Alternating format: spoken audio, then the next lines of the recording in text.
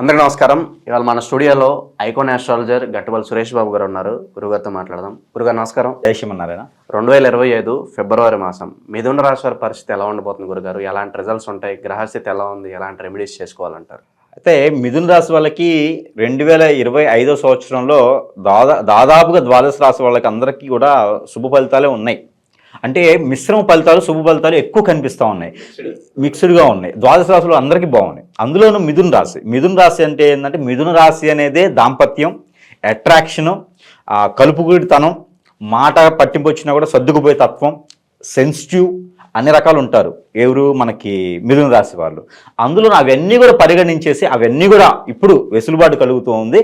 గ్రహరీత్యా దోషాలన్నీ కూడా తొలగిపోయేదానికి ఉంటుంది. అయితే ఈ ఫిబ్రవరి మాసంలో ఎవరైనా సరే ఈ యొక్క మిథున రాశిలో జన్మించేటువంటి నక్షత్రాలు ఎవరైతే ఉన్నారో వాళ్ళకి ఖచ్చితంగా కుజు దోషం ఏర్పడేటువంటి అవకాశం కనిపిస్తుంది. ఎందుకంటే కుజుడు సొంత ఇంట్లో ఉన్నాడు. ఆ కుజుడి నుంచి వచ్చేటువంటి దోషం దాని దగ్గర శని భగవానుడికి బలంగా ఉన్నాడు కాబట్టి కుజు దోషం కింద పరిగణించి ఎవరైనా ఉంటారో వాళ్ళు కుజు దోషుడు కాదు. సొంత ఇంట్లో కుజుడు ఉన్నప్పటికీ కుజు దోషం కింద రాదు. శని భగవానుడు బలంగా ఉన్నాడు. అలానే గురువు కూడా 12 ఇంట్లో ఉన్నప్పటికీ కూడా బుధ భగవానుడిది, రవి భగవానుడి యొక్క శుభదృష్టి ఉన్నది కాబట్టి కుజు దోషం కింద పరిగణించదు. కావున ఏ రోజైనా ప్రసవించడానికి బాగుంటుంది. కాబట్టి ఆ ప్రసవించేటువంటి ఆడవాళ్ళని, ప్రసవం చేసేటువంటి డాక్టర్లని ఇబ్బంది పెట్టొద్దు. ఏ డేట్ అయినా, ఏ నక్షత్రం అయినా, అమావాస్య రోజైనా డెలివరీస్ ఏమైనా ఉంటే ప్రశాంతంగా చేసుకోండి. ఫిబ్రవరి మాసంలో ఏ డెలివరీ అయినా ఏ టైంలో చేసుకున్నా కూడా బాగుంటుంది. గ్రహాలన్నీ అనుకూలంగా ఉన్నాయి కాబట్టి ఏవటి టైం కానీ, రాహుకాలం ఉంది, దుర్ముహూర్తం ఉంది, గులికే కాలం ఉంది అని చెప్పేసి అని డెలివరీలు ఆపొద్దు. దానివల్ల ప్రాణ ప్రమాదం ఉండేటువంటి అవకాశాలు ఉన్నాయి ఫిబ్రవరి మాసంలో.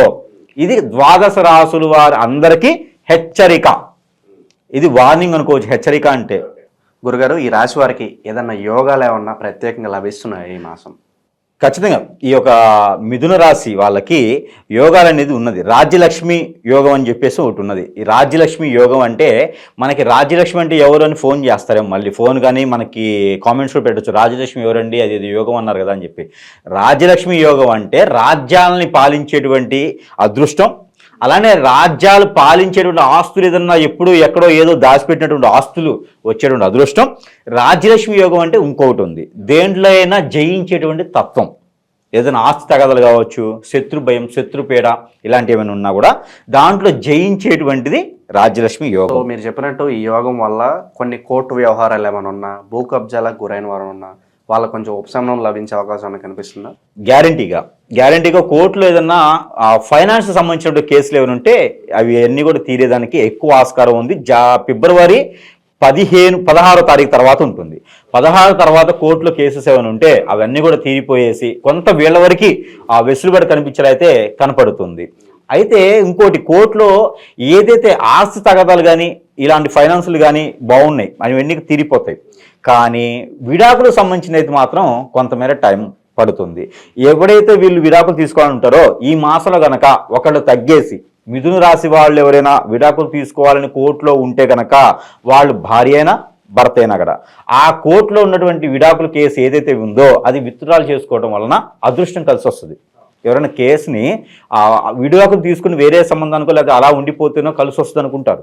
కానీ ఈ ఫిబ్రవరి మాసంలో విత్డ్రాల్ చేసుకుంటే కూడా కలిసి వస్తుంది.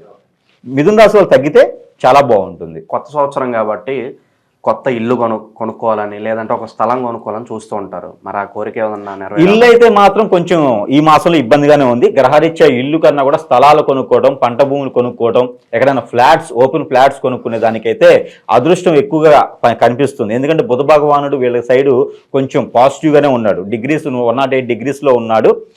కావున వీళ్ళకి స్థలాలు, ఇళ్ళు కన్నా కూడా స్థలాలు ఏదైనా కొనుక్కునే దానికి అనుకూలంగా ఉంది.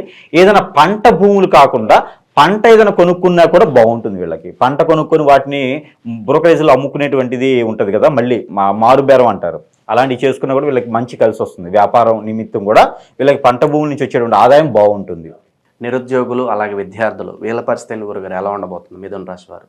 నిరుద్యోగులు, ఉద్యోగులకి అయితే మాత్రం విదేశానికి ఎవరైనా ప్రయత్నం చేస్తే కనుక గల్ఫ్ కంట్రీస్కి ప్రయత్నం చేస్తే చాలా బాగుంటుంది. ఎందుకంటే శుక్ర భగవానుడు ఏదైతే ఉన్నారో ఆయన మారుతున్నారు. ఫిబ్రవరి మాసంలో మారేదానికి ఎక్కువ అవకాశాలు ఉన్నాయి.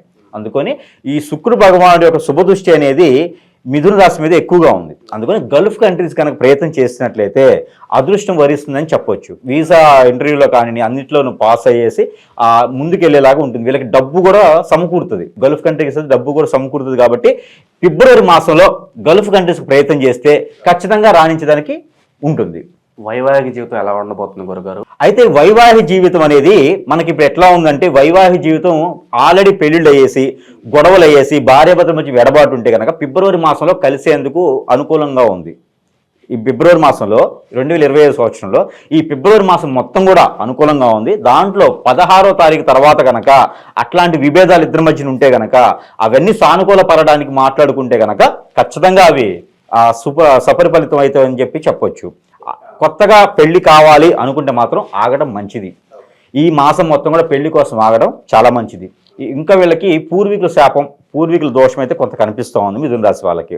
అవి కనుక పోయిన మాసంలో ఏదైతే సంక్రాంతిప్పుడు చేయనటువంటి వాళ్ళు ఎవరైనా ఉంటే కనుక ఈ మాసంలో అమావాస్య లోపు కూడా చేసుకోవచ్చు. ఎందుకంటే మహాకుంభమేళ నడుస్తూనే ఉంది. ఇంకాను మహాకుంభమేళ ఈ యొక్క ఫిబ్రవరి మాసం 26వ తారీఖు వరకు మాస శివరాత్రి వరకు ఉంటుంది.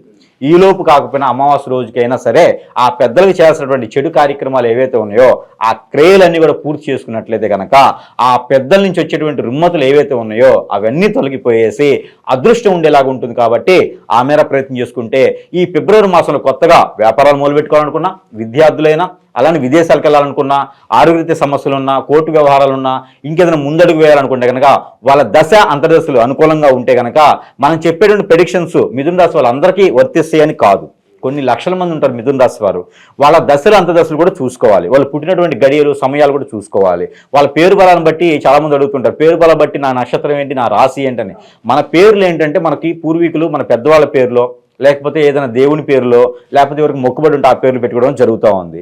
వాటి వల్ల నక్షత్రాలు రావు, వాటి వల్ల రాసులు రావు. అలా అని ఎవరైనా గురూజీ చెప్పేసి మీకు ఏదో యజ్ఞ యాగాలు హోమాలు చేయాలని చెప్పి డబ్బులు తీసుకుంటే అది బోగస్. అలాంటి నమ్మొద్దు. ఏదైనా దేవుడికి నమ్ముకోండి. లేదా నిజంగానే మీకు ఏదైనా సమస్య ఉంది అంటే ఆ సమస్య తగ్గట్టుగా పరిహారం చేసుకోండి. కానీ అప్పులు తీసుకొచ్చి యోగాలు యజ్ఞాలు యాగాలు హోమాలు అని చెప్పేసి అని ఈ తపాలు జపాలని చెప్పేసి అని డబ్బులు ఇది తీసుకునే దానికి తప్పితే అలాంటి ఇంకొకటి ఈ మధ్యన చాలా మంది నేను చూస్తా ఉన్నా, ద్వాదశ రాసుల వాళ్ళకి హెచ్చరిక, విగ్రహ ప్రతిష్ట అని చేస్తా ఉన్నారు.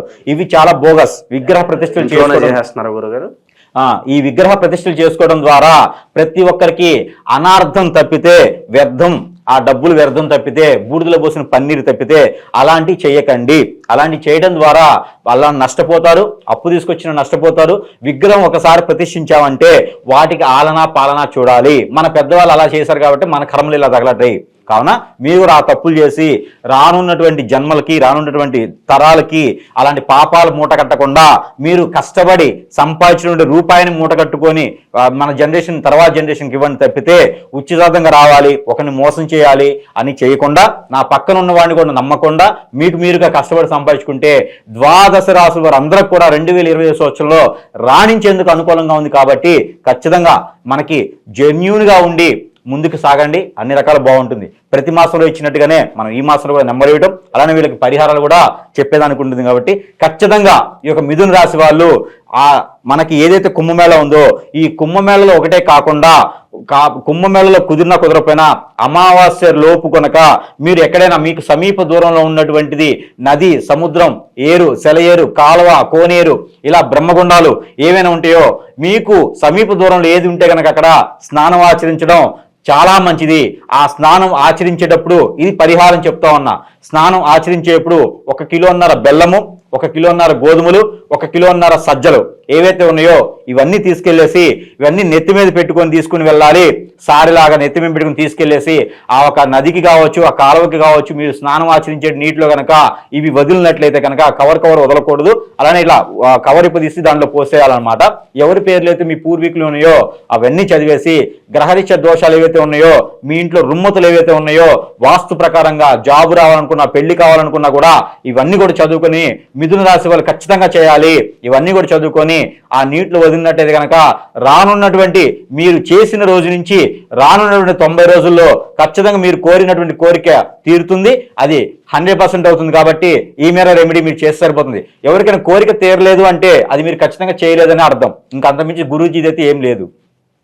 అయితే దాంతో పాటుగా మీరు ఏదైనా హనుమాన్ మందిరంలో కనుక హనుమాన్ మందిరంలో ఏదైనా ఆకు పూజ ఒక వారం చేయించుకున్నట్లయితే మీకు మంచి జరుగుతూ ఉంది.